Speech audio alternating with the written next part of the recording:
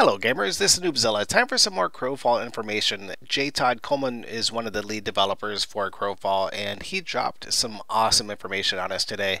And it was about 5 or 6 hours ago, and there's already over 400 replies to this topic, so the community is buzzing about this hot topic here. Okay, 2/2/15 Hunger Week. It's about time. He goes on to say, okay folks, welcome to Hunger Week. And if you don't want to hear me ramble on about this, go ahead and check the description. You'll see a link to this and then you can read it on your own. But I'm just trying to get that information out there. But if you want to listen to me, here we go. Okay folks, welcome to Hunger Week. Until now, we've been describing the game in general terms. The real differences between Crowfall and other MMORPGs have been creeping around the edges of our weekly updates. Today is the turning point, where we start to separate away from the herd. Unfortunately, but inevitably, that means we're going to turn some people off today. But hopefully, those of you who stick around will be here for the long haul. About a decade ago, I was the creative director on a game called Shadowbane. Shadowbane had a lot of flaws, but the vision is still something that I am very proud of. The Wolfpack founders, which I am one of, came up with something innovative, really innovative. It's surprising how rare that is, even in the game space. Unfortunately, the vision was also flawed. SB had tons of technical and operation issues, yes, but that's not what I am talking about. I'm talking about the crack in the foundation of the design. At its heart, SB was a strategy game, and strategy games can't last forever. To illustrate this point, let me use an analogy.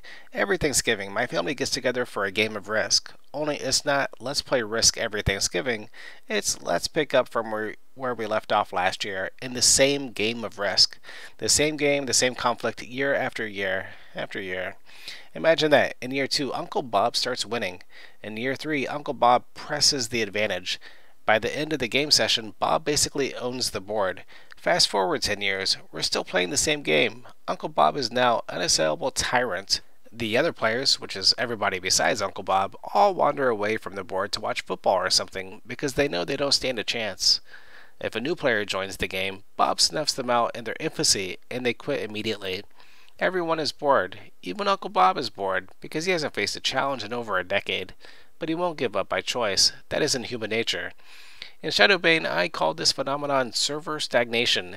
The game is incredibly fun right up until someone wins. Then, without a server reset, the game stagnates and everyone quits. The TLDR version is, one of the key elements of strategy games is they have a win condition followed by a board reset. You start the game, you play the game, someone wins. You reset the board and start a new game.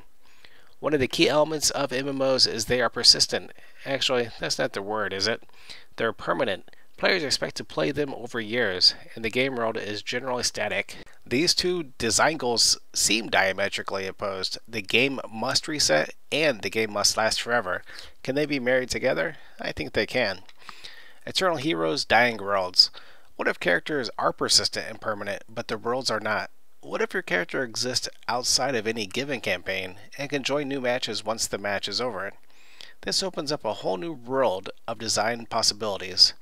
Characters are permanent and advance over the course of many campaigns. This gives you the feeling of persistence that we've come to expect from MMOs. Campaigns, though, aren't permanent. They still be persistent between game sessions, but they don't last forever. How long should they last? As long as the game is still fun. And they don't have to all be the same duration. Some campaigns could last 1 week or 1 month or 6 months or 1 year. These campaigns aren't just instances though, they are fully populated continent-sized seamless zone MMO servers. The only thing they have in common with an instance is that they are time limited. Because each campaign is marching towards an end condition, that means that the world doesn't have to be static anymore. We can break the campaign into different phases and adjust the rule and game change during each phase. We can allow the players to fundamentally change the world without fear of the long-term problems this might create. Why not make each campaign unique? Why can't each one have a completely unique world map? Mountains, forests, lakes, castles, villages, quarries, mines, you name it. The exploration phase of the game can be different in each campaign. The world will never be stale. To that point, since each game is a standalone event, we can even change the rules and win conditions of each campaign. We can experiment with different rules just to see which ones are more popular and keep the game continually fresh. So, how do you explain this? The hunger. The hunger is a mysterious destructive force that spreads from one world to the next like an infection, twisting and corrupting everything it touches. Eventually, the hunger consumes the world itself, and it is destroyed. Players take the role of divine champions, immortal participants in the War of Gods. They join the campaigns to scavenge the dying worlds for relics, resources, and glory. A campaign might look like this. Phase 1 is Spring. The campaign map is hidden by fog of war. You are dropped, typically naked, into an unknown deadly environment. This world is filled with the ruins of ancient castles, abandoned mines, and haunted villages, which you have to explore to scavenge for weapons, tools, and the resources to start building fortifications. Phase 2 is Summer. The hunger starts to infect the creatures. Resources become scarce. Your team claims an abandoned quarry and must fight to keep it.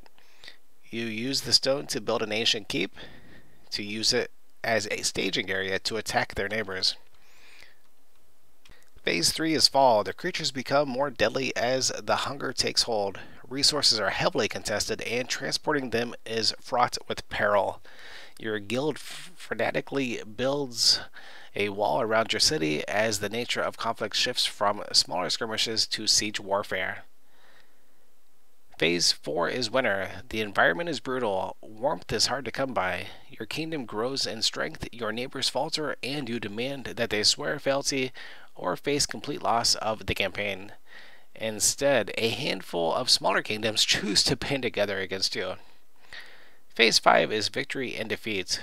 The world is destroyed in a cataclysmic event as the campaign comes to an end. Your kingdom emerges victorious, and you return to the eternal kingdoms to enjoy the spoils of war. Your adversaries head home too, to lick their wounds. Then here's a picture showing the different possible phases, the effects of the hunger concept. Next it says, no one quits. Instead, both groups strategize on how to dominate the next campaign. This is the experience we are trying to create. Even if I lose, it won't feel hollow. We saw a similar pattern emerge during the SB beta by accident, not design. Occasionally, changes to the game design would require us to wipe the world. Every time it happened, I was worried that players would quit the game. Instead, we saw incredibly high peak concurrency numbers after each wipe. Every time, the land rush to grab the key positions in the new world was incredibly alluring. If the roadmap was unique, I expect it would have been even more popular. The downside of this approach is that we don't want the universe to feel too transitory. That's why we added the Eternal Kingdoms, super-sized player and guild housing worlds, trophy rooms that you can use as a lobby between matches and campaigns. To make sure these worlds don't compete with the main game, which is the campaign worlds, we've completely stripped them of resource factories and anything but common regions. If you want to fill your trophy room, you have to go out and earn it. This is the foundational change that we've made. Crowfall isn't an MMO with a battleground strapped to the end of the level treadmill. Crowfall isn't a three-way tug of war that never resets. It's a real blend of strategy game and an MMO. There's a lot more to come, but it all starts with this basic idea. Eternal heroes, dying worlds. This is from J. Todd Coleman. I think that concept is freaking brilliant. I am so happy that I read this. I was hoping that as I learned more, I wasn't going to be turned off by anything. But these last two info drops that they did last week, the PvP one with the world role sets, and then this one here with the Eternal Heroes Dying Worlds, I think it's amazing. I think it's a brilliant concept. What are your thoughts? Let me know down in the comment section below. Well, this has been Noobzilla. I want to thank you all for watching, and happy gaming.